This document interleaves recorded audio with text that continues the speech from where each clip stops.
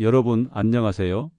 집에 혼자 있는데 갑자기 가슴이 조이고 왼팔이 저리면서 식은땀이 흐르기 시작한다면 주변에 도움을 요청할 사람도 없고 119에 전화할 힘도 점점 없어진다면 말이죠. 많은 분들이 나는 아직 젊으니까 심장병 가족력이 없으니까 하며 안심하시지만 심장마비는 누구에게나 찾아올 수 있는 응급 상황입니다. 특히 혼자 계실 때 발생한다면 5분 내에 초기 대응이 생과 사를 가르게 됩니다. 저는 40년간 심장내과에서 수많은 응급 환자들을 치료해온 김영호 원장입니다. 서울대학교 의과대학을 졸업하고 세브란스 병원에서 심장내과 전문의 과정을 마쳤습니다. 지난 40년간 5천 명이 넘는 심장마비 환자들을 직접 치료하면서 한 가지 확실히 깨달은 것이 있습니다. 바로 준비된 환자는 살아남는다는 것입니다. 작년 제가 치료했던 74세 박성철 어르신의 이야기를 들려드리겠습니다. 박 어르신은 평소 건강하셨던 분이었는데 어느 날 저녁 혼자 집에서 TV를 보시다가 갑자기 속이 메스꺼우면서 가슴 중앙이 무겁게 눌리는 느낌을 받으셨습니다. 처음엔 저녁을 너무 많이 먹었나 하며 체한 줄 아셨다고 하더군요. 하지만 다행히 박 어르신은 며칠 전 건강 프로그램에서 본 심장마비 증상을 기억하고 계셨습니다. 왼팔로 퍼지는 통증과 식은땀이 나는 것을 보고 이건 심장마비일 수 있다고 직감하신 거죠. 즉시 119에 신고하시고 아스피린을 씹어서 복용하신 후 현관문을 열어두고 기다리셨습니다. 구급차가 도착했을 때 박 어르신의 심전도를 확인해 보니 실제로 급성 심근경색이었습니다. 만약 체했나 보다 하며 소화제만 드시고 주무셨다면 아마 다음날 아침을 맞이하지 못하셨을 겁니다.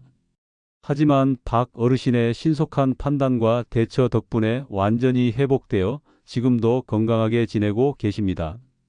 이 영상을 끝까지 시청하신다면 여러분도 박 어르신처럼 위급한 순간에 생명을 구할 수 있는 7단계 행동 매뉴얼을 완벽하게 익히실 수 있습니다. 특히 혼자 계실 때 발생할 수 있는 모든 상황에 대한 실전 대응법을 구체적으로 알려드릴 테니까요. 여러분의 소중한 생명을 지키는 이 정보가 더 많은 분들에게 전해질 수 있도록 좋아요 버튼을 눌러주시고 구독 알림까지 설정해 주세요. 그럼 지금부터 심장마비의 초기 증상부터 차근차근 알아보겠습니다. 자, 그럼 먼저 가장 중요한 첫 번째 단계입니다. 바로 심장마비의 전조 증상을 정확히 아는 것이죠. 많은 분들이 심장마비라고 하면 갑자기 가슴을 움켜쥐고 쓰러지는 드라마틱한 장면만 떠올리시는데 실제로는 전혀 다릅니다. 심장은 갑자기 소리치지 않습니다. 조용히 속삭이듯 경고 신호를 보내죠. 제가 지난 40년간 치료한 환자들을 분석해보니 심장마비 환자의 85% 이상이 발병 전 2주에서 한 달 사이에 이미 경고 증상을 경험했습니다. 첫 번째 신호는 가슴 중앙의 압박감입니다. 마치 코끼리가 가슴 위에 앉아 있는 것 같은 또는 누군가 가슴을 꽉 조이는 것 같은 느낌이죠. 이때 중요한 건 이 통증이 칼로 찌르는 것처럼 날카롭지 않다는 겁니다. 오히려 둔하고 무겁게 누르는 느낌이에요. 두 번째는 방사통입니다. 가슴의 통증이 왼팔로 퍼져 나가거나 목과 턱, 심지어 등 쪽으로까지 번질 수 있어요. 특히 왼팔 안쪽으로 저린 듯한 통증이 뻗어나간다면 반드시 의심해 보셔야 합니다. 세 번째 신호는 식은땀입니다. 더위나 운동과 상관없이 갑자기 식은땀이 줄줄 흐른다면 이건 심장이 보내는 강력한 SOS 신호입니다. 78세 이영신 여사님의 경우가 바로 이런 케이스였어요. 이영신 여사님은 평소 혈압약만 복용하시던 건강한 분이셨는데 어느 날 오후 설거지를 하시다가 갑자기 식은땀이 비 오듯 쏟아지기 시작했다고 하셨습니다. 처음엔 갱년기 증상인가 싶어서 선풍기 앞에 앉아 계셨는데 점점 가슴이 답답해지고 숨이 가빠지더라는 거예요. 다행히 이 여사님은 며느리에게서 들었던 심장마비 증상을 기억하고 계셨습니다. 식은땀과 가슴 답답함이 함께 오면 심장을 의심하라는 말씀을 들은 게 생명을 구한 거죠. 즉시 119에 신고하시고 스피커폰으로 전환해서 구급대원과 통화하면서 침착하게 대기하셨습니다. 네 번째는 호흡 곤란입니다. 평소보다 조금만 움직여도 숨이 차거나 심지어 가만히 앉아 있는데도 호흡이 가빠진다면 주의하셔야 해요. 이건 심장이 제 기능을 못해서 폐에 물이 차기 시작하는 신호일 수 있거든요. 마지막으로 어지럼증과 메스꺼움입니다. 많은 분들이 이 증상을 단순한 소화불량이나 스트레스로 생각하시는데 특히 가슴 불편감과 함께 나타난다면 반드시 심장마비를 의심해 보셔야 합니다. 여기서 중요한 건 이런 증상들이 모두 함께 나타나지 않을 수도 있다는 겁니다. 단 하나의 증상이라도 평소와 다르게 느껴진다면 절대로 괜찮겠지 하고 넘기시면 안 됩니다. 자, 이제 두 번째 단계입니다. 심장마비가 의심되는 순간 가장 먼저 해야 할 일은 무엇일까요? 많은 분들이 가족에게 연락한다, 병원에 직접 간다고 답하시는데 이건 생명을 위험에 빠뜨리는 치명적인 실수입니다. 정답은 119에 먼저 신고하는 것입니다. 가족보다도 지인보다도 택시보다도 119가 먼저여야 해요. 왜 그럴까요? 심장마비에서는 골든타임 5분이라는 말이 있습니다. 증상 발생 후 5분 이내에 전문적인 응급처치가 시작되어야 뇌사나 심정지를 막을 수 있다는 뜻이죠. 제가 응급실에서 근무할 때 안타까웠던 케이스들을 많이 봤습니다. 가족에게 먼저 연락해서 빨리 와달라, 병원으로 데려가 달라 하시는 동안 소중한 시간을 놓치시는 거예요. 가족이 도착할 때까지 기다리고 차에 태워서 병원까지 가는 동안 환자의 상태는 계속 악화됩니다. 반면 119 구급차에는 응급구조사가 탑승해 있고 제세동기, 산소호흡기, 각종 응급약물이 준비되어 있어요. 환자에게 도착하는 순간부터 전문적인 응급처치가 시작되고 병원으로 이송하는 동안에도 지속적인 치료가 가능합니다. 여기서 핵심은 정확한 주소 전달과 스피커폰 전환입니다. 72세 조한석 어르신의 경우를 말씀드릴게요. 조 어르신은 새벽 2시경 잠에서 깨어나서 화장실에 가시다가 갑자기 가슴에 쥐어짜는 듯한 통증을 느끼셨습니다. 즉시 심장마비임을 직감하시고 119에 신고하셨는데 이때 어르신이 하신 행동이 정말 모범적이었어요. 먼저 수진동 123번지 4층 엘리베이터 없는 다세대 주택입니다. 72세 남자, 가슴 중앙에 심한 통증이 있고 왼팔이 저립니다. 혼자 살고 있어요 라고 정확하고 간결하게 상황을 설명하셨습니다. 그 다음이 중요한데 바로 스피커폰으로 전환하신 거예요. 왜냐하면 심장마비 환자는 언제든 의식을 잃을 수 있거든요. 스피커폰으로 해두면 구급대원이 계속해서 환자의 상태를 확인할 수 있고 응급처치 지시도 내릴 수 있어요. 실제로 조 어르신도 통화 중간에 어지럼증이 심해져서 바닥에 주저앉으셨는데 구급대원이 스피커폰을 통해 "어르신 들리세요? 지금 깊게 숨을 쉬시고 절대 움직이지 마세요 라고 계속 대화하면서 안정을 시켜드렸습니다. 72세 조한석 어르신의 경우를 말씀드릴게요. 조 어르신은 새벽 2시경 잠에서 깨어나서 화장실에 가시다가 갑자기 가슴에 쥐어짜는 듯한 통증을 느끼셨습니다. 즉시 심장마비임을 직감하시고 119에 신고하셨는데 이때 어르신이 하신 행동이 정말 모범적이었어요. 먼저 수진동 123번지 4층 엘리베이터 없는 다세대 주택입니다. 72세 남자, 가슴 중앙에 심한 통증이 있고 왼팔이 저립니다. 혼자 살고 있어요 라고 정확하고 간결하게 상황을 설명하셨습니다. 그 다음이 중요한데 바로 스피커폰으로 전환하신 거예요. 왜냐하면 심장마비 환자는 언제든 의식을 잃을 수 있거든요. 스피커폰으로 해두면 구급대원이 계속해서 환자의 상태를 확인할 수 있고 응급처치 지시도 내릴 수 있어요. 실제로 조 어르신도 통화 중간에 어지럼증이 심해져서 바닥에 주저앉으셨는데 구급대원이 스피커폰을 통해 "어르신 들리세요? 지금 깊게 숨을 쉬시고 절대 움직이지 마세요 라고 계속 대화하면서 안정을 시켜드렸습니다. 72세 조한석 어르신의 경우를 말씀드릴게요. 조 어르신은 새벽 2시경 잠에서 깨어나서 화장실에 가시다가 갑자기 가슴에 쥐어짜는 듯한 통증을 느끼셨습니다. 즉시 심장마비임을 직감하시고 119에 신고하셨는데 이때 어르신이 하신 행동이 정말 모범적이었어요. 먼저 수진동 123번지 4층 엘리베이터 없는 다세대 주택입니다. 72세 남자, 가슴 중앙에 심한 통증이 있고 왼팔이 저립니다. 혼자 살고 있어요 라고 정확하고 간결하게 상황을 설명하셨습니다. 그 다음이 중요한데 바로 스피커폰으로 전환하신 거예요. 왜냐하면 심장마비 환자는 언제든 의식을 잃을 수 있거든요.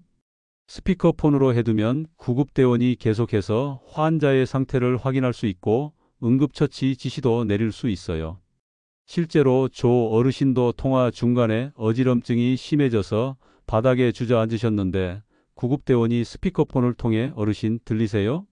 지금 깊게 숨을 쉬시고 절대 움직이지 마세요 라고 계속 대화하면서 안정을 시켜드렸습니다. 119에 신고할 때 꼭 기억하셔야 할 것들을 정리해 드릴게요. 첫째, 정확한 주소와 함께 건물 특징을 말씀해 주세요. 엘리베이터 유무, 몇 층인지, 대문 색깔이나 특징 등을 간단히 설명하시면 구급대가 훨씬 빨리 찾을 수 있어요. 둘째, 나이와 성별, 그리고 현재 증상을 구체적으로 말씀해 주세요. 가슴 중앙 통증, 왼팔 저림, 식은땀, 호흡 곤란 등을 정확히 전달해야 구급대원이 적절한 장비와 약물을 준비할 수 있습니다. 셋째, 혼자 있다는 사실을 반드시 알려주세요. 이렇게 하면 구급대원이 문이 잠겨 있을 가능성을 염두에 두고 대비할 수 있어요. 마지막으로 통화를 끊지 마시고 스피커폰으로 전환해서 계속 연결 상태를 유지하세요. 이게 생명줄이 될 수 있습니다. 이제 세 번째 단계, 서랍 속 생명줄에 대해 말씀드리겠습니다. 119에 신고를 마치셨다면 구급차가 도착하기 전까지 할 수 있는 가장 중요한 응급처치가 바로 아스피린 복용입니다. 아스피린은 혈관 속 혈전을 녹이고 혈액순환을 개선하는 효과가 있어요. 심장마비의 90% 이상이 관상동맥에 혈전이 막혀서 발생하는데 아스피린 한 알이 그 혈전을 녹여서 심장 근육의 손상을 최소화할 수 있습니다. 여기서 핵심은 씹어서 복용하는 것입니다. 많은 분들이 그냥 물과 함께 삼키시는데 이건 효과가 늦어져요. 아스피린을 씹으면 구강점막을 통해 바로 흡수되어 2에서 3분 안에 혈액으로 들어갑니다. 반면 삼켜서 위에서 녹으면 15에서 20분이 걸려요. 심장마비 상황에서 이 10분의 차이가 생과 사를 가를 수 있습니다. 81세 조규찬 어르신의 경우가 정말 인상 깊었어요. 조 어르신은 부엌에서 설거지를 하시다가 갑자기 가슴이 답답해지고 왼쪽 어깨로 통증이 번지기 시작했습니다. 즉시 심장마비임을 알아차리시고 119에 신고하신 후 냉장고 위에 준비해 두신 아스피린을 꺼내서 씹어 드셨어요. 조 어르신이 대단했던 건 아스피린을 복용한 후에도 계속 부엌 정리를 하려고 하지 않으셨다는 거예요. 많은 분들이 괜찮아진 것 같다며 다시 활동을 시작하시는데 이건 정말 위험합니다. 조 어르신은 아스피린을 드신 후 바로 거실 소파에 앉아서 구급차를 기다리셨거든요. 구급차가 도착했을 때 조 어르신의 심전도를 확인해 보니 급성 심근경색이 맞았지만 아스피린의 조기 복용 덕분에 심장 손상이 최소화되어 있었습니다. 만약 아스피린을 복용하지 않으셨다면 훨씬 큰 심장 손상을 입으셨을 거예요. 그런데 아스피린 복용에도 주의사항이 있습니다. 첫째, 아스피린 알레르기가 있으신 분은 절대 복용하시면 안 됩니다. 둘째, 최근에 위출혈이나 뇌출혈 병력이 있으신 분도 피하셔야 해요. 셋째, 항응고제를 복용 중이신 분은 의료진과 상의 후 복용하셔야 합니다. 하지만 이런 특별한 경우가 아니라면 심장마비가 의심되는 상황에서 아스피린 복용의 이익이 위험보다 훨씬 큽니다. 실제로 미국 심장학회에서도 급성 심근경색 환자에게 아스피린 조기 복용을 강력히 권고하고 있어요. 아스피린은 보통 100mg 용량으로 준비하시면 되고 집에 80mg짜리 어린이용 아스피린밖에 없다면 2알을 복용하시면 됩니다. 300mg를 넘지 않는 선에서는 안전해요. 꼭 기억하셔야 할 건 아스피린을 복용할 때는 반드시 꼭꼭 씹어서 드셔야 한다는 겁니다. 맛이 쓰더라도 참고 씹으셔야 해요. 그리고 복용 후에는 절대 이제 괜찮겠지 하며 다른 일을 하려고 하지 마시고 조용히 앉아서 구급차를 기다리세요. 아스피린은 심장마비 응급 상황에서 여러분이 스스로 할 수 있는 가장 효과적인 응급처치입니다. 하지만 이것만으로 치료가 끝나는 건 아니에요. 반드시 병원에서 전문적인 치료를 받으셔야 합니다. 아스피린은 시간을 버는 응급처치일 뿐이니까요. 네 번째 단계, 이제 가장 어려운 일을 하셔야 합니다. 바로 아무것도 하지 않는 것이에요. 많은 분들이 심장마비 증상이 나타나면 본능적으로 뭔가 하려고 하세요. 물을 마셔야겠다, 침실로 가서 누워야겠다, 문을 열어놔야겠다 하면서 계속 움직이려고 하는데 이건 심장에 치명적입니다. 심장마비 상황에서 움직임은 곧 심장에 추가 부담을 주는 거예요. 이미 산소 공급이 부족한 심장 근육에 더 많은 일을 시키는 셈이죠. 때로는 이 작은 움직임 하나가 완전한 심정지로 이어질 수 있어요. 제가 치료했던 79세 김민호 어르신의 경우를 말씀드릴게요. 김 어르신은 저녁에 TV를 보시다가 갑자기 가슴 중앙에 무거운 돌이 얹힌 것 같은 느낌을 받으셨습니다. 즉시 119에 신고하시고 아스피린도 복용하셨는데 그 다음에 하신 행동이 문제였어요. 구급대원들이 오면 물을 줘야겠다는 생각에 부엌으로 가서 생수병을 꺼내시고 침실 문도 열어놔야겠다며 방문을 여러 개 여시고 심지어 지갑도 챙겨놔야겠다며 서랍까지 뒤지셨다고 해요. 이 모든 활동이 끝나고 소파에 앉으신 김 어르신은 갑자기 의식을 잃으셨습니다.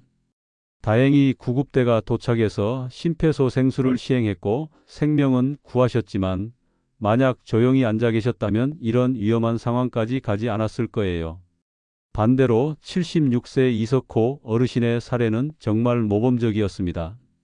이 어르신은 화장실에서 용변을 보시다가 갑자기 가슴이 조이고 왼팔이 저린 증상을 느끼셨어요.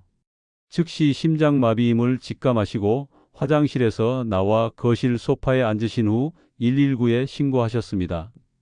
그 다음 아스피린을 복용하시고 현관문만 열어두신 후 다시 소파로 돌아와서 완전히 정지하셨어요.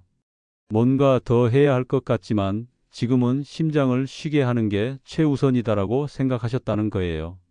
이석호 어르신이 취하신 자세도 완벽했습니다. 소파에 등을 기대고 상체를 45도 정도 세우신 후 다리는 약간 올리셨어요. 이 자세는 심장으로 돌아가는 혈액량을 늘리면서도 심장의 부담은 줄여주는 최적의 자세입니다. 완전히 눕는 것보다는 상체를 약간 세우는 게 좋아요. 왜냐하면 심장마비 환자는 폐에 물이 찰 수 있어서 숨쉬기가 어려워지는데 상체를 세우면 호흡이 훨씬 편해지거든요. 구급차가 도착했을 때 이 어르신은 의식도 명료하시고 활력 징후도 안정적이셨어요. 병원에서 검사해 보니 급성 심근경색이 맞았지만 조기 발견과 완벽한 초기 대응 덕분에 심장 손상을 최소화할 수 있었습니다. 정리해 드리면 119 신고와 아스피린 복용을 마치신 후에는 이렇게 하세요. 첫째, 소파나 의자에 앉아서 등받이에 기대세요. 상체는 45도 정도 세우는 게 좋아요. 둘째, 다리는 살짝 올려주세요. 발판이나 쿠션을 이용해서 심장보다 약간 높게 위치시키면 혈액순환에 도움이 됩니다. 셋째, 옷이 조이면 단추나 벨트를 느슨하게 풀어주세요. 목 주변이 답답하면 호흡에 방해가 될 수 있어요. 넷째, 절대로 추가적인 활동을 하지 마세요. 뭔가 더 해야 할 것 같다는 생각이 들어도 참으시고 구급차만 기다리세요. 마지막으로 가능하면 깊고 천천히 숨을 쉬세요. 4초 동안 들이마시고 6초 동안 내쉬는 것을 반복하면 심박수 안정에 도움이 됩니다. 다섯 번째 단계, 구급대의 길을 열어주는 것입니다. 혼자 사시는 분들께 특히 중요한 내용인데요. 아무리 빨리 119에 신고해도 구급대원들이 집에 들어올 수 없다면 아무 소용이 없어요. 실제로 제가 응급실에서 근무할 때 안타까운 경우를 많이 봤습니다. 구급대가 도착했는데 문이 잠겨 있어서 들어갈 수 없고 환자는 이미 의식을 잃어서 문을 열어줄 수 없는 상황 말이에요. 이런 경우 119 상황실에서 경찰서에 연락해서 문을 따는 작업을 해야 하는데 그 사이에 소중한 시간이 계속 흘러가죠. 75세 박영자 할머니의 경우가 그런 케이스였어요. 할머니는 새벽에 혼자 계시다가 심장마비 증상을 느끼시고 119에 신고하셨는데 신고 직후 의식을 잃으셨어요. 구급대가 5분 만에 도착했지만 현관문과 방범문이 모두 잠겨 있어서 들어갈 수 없었죠. 결국 경찰이 와서 문을 따는 작업을 했는데 그 과정에서 추가로 15분이 소요됐어요. 할머니는 다행히 생명을 구하셨지만 만약 문이 열려 있었다면 훨씬 빠른 응급처치를 받으실 수 있었을 거예요. 반대로 83세 김석철 어르신의 사례는 정말 교과서적이었습니다. 김 어르신은 오후에 거실에서 신문을 보시다가 갑자기 가슴이 쥐어짜는 듯한 통증을 느끼셨어요. 즉시 심장마비임을 직감하시고 이렇게 행동하셨습니다. 먼저 119에 신고하시고 아스피린을 복용하신 후 현관으로 가서 방범문과 현관문을 모두 활짝 열어두셨어요. 그리고 거실로 돌아와서 소파에 앉아 구급차를 기다리셨죠. 구급대가 도착했을 때는 바로 집 안으로 들어와서 즉시 응급처치를 시작할 수 있었어요. 김 어르신이 대단했던 건 문을 연 후에 다시 침실이나 다른 곳으로 가지 않고 거실에 그대로 계셨다는 거예요. 많은 분들이 문을 열어둔 후 침실에서 쉬어야겠다며 안쪽으로 들어가시는데 이러면 구급대원들이 환자를 찾는데 시간이 걸려요. 혼자 사시는 분들을 위한 사전 준비 방법도 알려드릴게요. 첫째, 도어락 비밀번호를 신뢰할 수 있는 이웃이나 관리소에 알려두세요. 그리고 그 정보를 119 신고 시에 알려주시면 구급대원이 바로 들어올 수 있어요. 둘째, 현관 앞에 화분이나 신발장 뒤편에 여분의 열쇠를 숨겨두는 것도 좋은 방법입니다. 역시 119 신고 시에 화분 뒤에 열쇠가 있다고 알려주시면 돼요.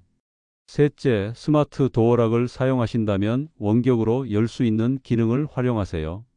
요즘은 휴대폰 앱으로도 문을 열 수 있잖아요. 넷째, 가능하다면 이웃과 응급 상황에 대해 미리 이야기해 두세요. 혹시 구급차가 우리 집에 오면 문 열어달라고 부탁해 두시면 큰 도움이 됩니다.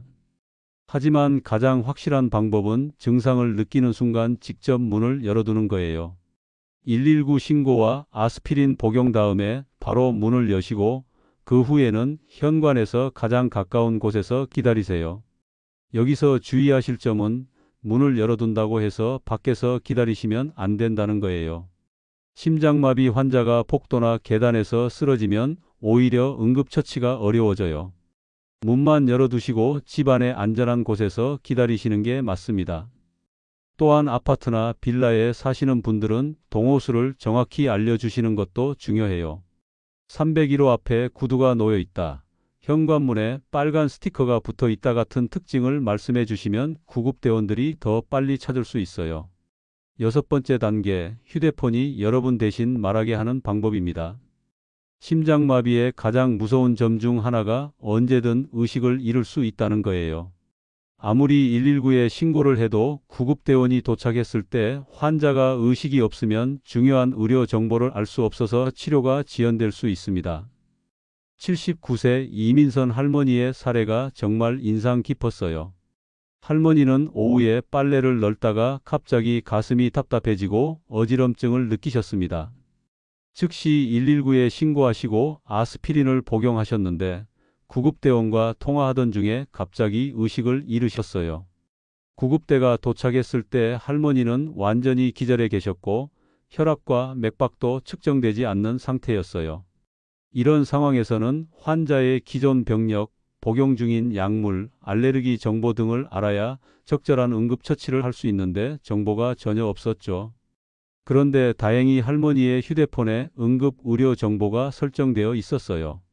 구급대원이 휴대폰 잠금 화면에서 응급 상황 버튼을 눌러보니 할머니의 나이, 혈액형, 복용 중인 고혈압약과 당뇨약 정보, 그리고 주치의 연락처까지 모든 정보가 나와 있었던 거예요. 이 정보 덕분에 구급대원은 할머니가 당뇨 환자라는 것을 알고 혈당을 측정했는데 혈당이 매우 낮게 나왔어요. 심장마비와 저혈당이 함께 온 상황이었던 거죠. 즉시 포도당을 투여하고 심장응급처치를 동시에 진행해서 할머니의 생명을 구할 수 있었습니다. 만약 휴대폰에 의료 정보가 없었다면 저혈당을 발견하지 못했을 수도 있어요. 그랬다면 아무리 심장 치료를 잘해도 저혈당 때문에 뇌손상이 올 수 있었을 거예요. 그럼 휴대폰 응급 설정을 어떻게 하는지 알려드릴게요. 아이폰 사용자는 건강 앱에 들어가서 의료 정보 항목을 설정하시면 됩니다. 여기에 나이, 혈액형, 복용 중인 약물, 알레르기, 기존 질병, 응급 연락처를 입력하시고 꼭 잠금 상태에서 표시를 체크하세요. 그러면 휴대폰이 잠겨 있어도 응급 상황에서 이 정보를 볼 수 있어요. 안드로이드 폰은 기종마다 조금씩 다르지만 대부분 설정에서 안전 및 응급 상황 또는 응급 상황 정보를 찾으시면 됩니다. 삼성폰의 경우 설정 안전 및 응급 상황에서 정보 전송에서 설정할 수 있어요. 또한 휴대폰에 SOS 기능도 설정해 두세요. 대부분의 스마트폰에서 전원 버튼을 5번 연속으로 누르거나 길게 누르면 자동으로 119에 신고되는 기능이 있어요. 의식이 있지만 말을 할 수 없는 상황에서 유용합니다. 7번째이자 마지막 단계는 호흡법입니다. 심장마비 상황에서는 공황 상태에 빠지기 쉬운데 이때 올바른 호흡이 생명을 구할 수 있어요. 83세 김석철 어르신의 경우를 말씀드릴게요. 어르신은 새벽에 화장실에 가시다가 갑자기 가슴이 조이는 느낌을 받으셨어요. 119에 신고하고 아스피린을 복용한 후 소파에 앉아 계셨는데 점점 불안해지고 숨이 가빠지기 시작했어요. 그런데 어르신이 TV에서 본 호흡법을 기억하고 실천하셨어요. 4초 동안 천천히 코로 숨을 들이마시고 6초 동안 입으로 천천히 내쉬는 것을 반복하셨죠. 이 호흡법을 10분 정도 지속하니까 심박수가 안정되고 불안감도 많이 줄어들었다고 하시더라고요. 구급차가 도착했을 때 어르신의 혈압과 맥박이 안정적이어서 구급대원들도 놀랐어요. 병원에서 검사해 보니 급성 심근경색이 맞았지만 침착한 호흡으로 심장에 무리를 주지 않아서 손상을 최소화할 수 있었습니다. 올바른 응급호흡법은 이렇습니다. 4초 동안 코로 천천히 들이마시고 6초 동안 입으로 천천히 내쉬세요. 이때 배가 부풀어 오르도록 깊게 숨쉬는 게 중요해요. 이 호흡법은 부교감신경을 활성화시켜서 심박수를 안정시키고 혈압을 낮춰줍니다. 여러분, 지금까지 혼자 있을 때 심장마비가 발생했을 경우 생존을 위한 7단계 행동 매뉴얼을 모두 설명드렸습니다. 마지막으로 한 번 더 정리해 드릴게요. 1단계 전조증상 인식하기 마이너스 가슴 중앙 압박감, 방사통, 식은땀, 호흡곤란, 어지럼증.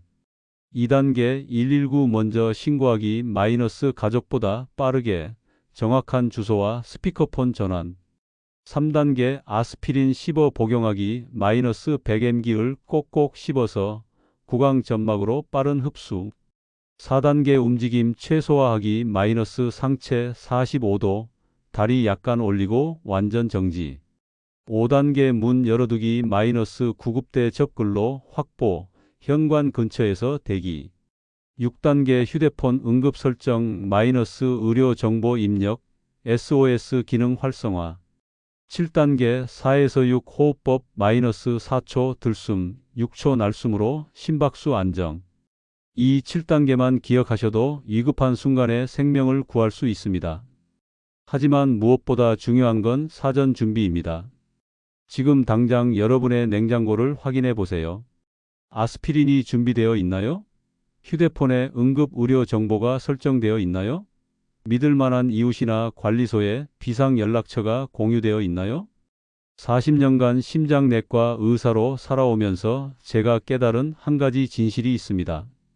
심장마비는 고독한 질병이지만 준비된 사람은 결코 혼자가 아니다라는 것입니다.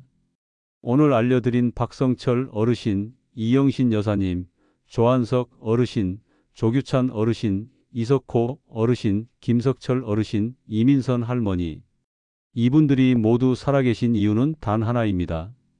미리 준비하고 계셨기 때문이에요. 여러분도 오늘부터 준비하세요.